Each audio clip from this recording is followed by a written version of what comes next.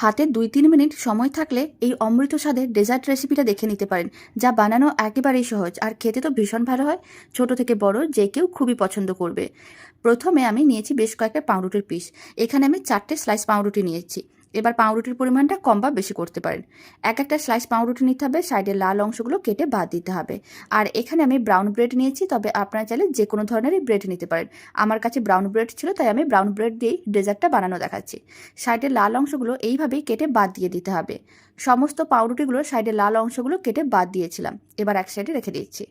এদিকে একটা ফ্রাইং প্যানকে গ্যাসের ওভেনের উপরে বসিয়ে দিয়েছিলাম। ফ্রাইং প্যানের মধ্যে দিয়ে দিলাম মেজারিং কাপের 1 কাপ জল। আর আমি দিয়ে দিচ্ছি মেজারিং কাপের হাফ কাপের মতন গুঁড়ো দুধ। এখানে 70 থেকে 80 গ্রামের মতন গুঁড়ো দুধ আছে। লো ফ্লেমে গুঁড়ো দুধটা খুব ভালো করে মিশিয়ে নিতে হবে, যাতে দলা না পাকিয়ে যায়। যখন লো ফ্লেমে খুব ভালো করে গুঁড়ো দুধটা মেশানো হয়ে যাবে, তারপরে কিন্তু ফ্লেমটা মিডিয়াম টু হাইতে করে দুধটাকে ভালো করে গরম করে ফুটিয়ে নিতে হবে। আর নাড়াচাড়া করে দুধটাকে ঘন করতে হবে। এই সময় আমি দুধের মধ্যে দিয়ে দিচ্ছি স্বাদ অনুযায়ী চিনি। চিনির পরিমাণ আপনার চাইলে কম বা বেশি করতে পারেন। এখানে আমি মেজারিং কাপের 1/3 কাপ চিনি দিয়েছি। আর আমি দিয়ে দিলাম কয়েকটা কেশর, 8-9টার মতন কেশর দিয়ে দিলাম। এতে কালারটা খুবই ভালো আসবে। এবার সমস্ত কিছু খুব ভালো করে একসঙ্গে মিশিয়ে নিতে হবে।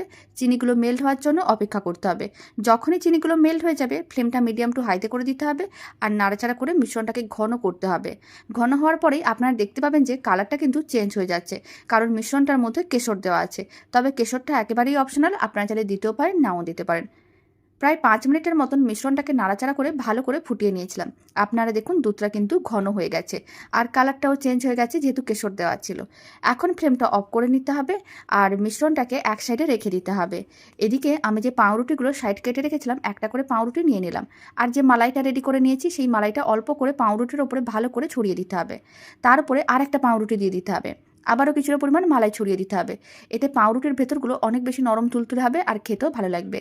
এইভাবে কিছুটা করে মালাই ছড়িয়ে দিতে হবে আর একটা করে পাউরুটির পিস দিয়ে দিতে হবে। এতে লেয়ারটা খুব সুন্দর আসবে আর খেতেও ভালো লাগবে। সমস্ত পাউরুটিগুলো একইভাবে একটার উপরে একটা দিয়ে দিয়েছিলাম। এবার পুরো মালাইটাই আমি সমস্ত পাউরুটির উপরে ভালো করে ছড়িয়ে দেবো।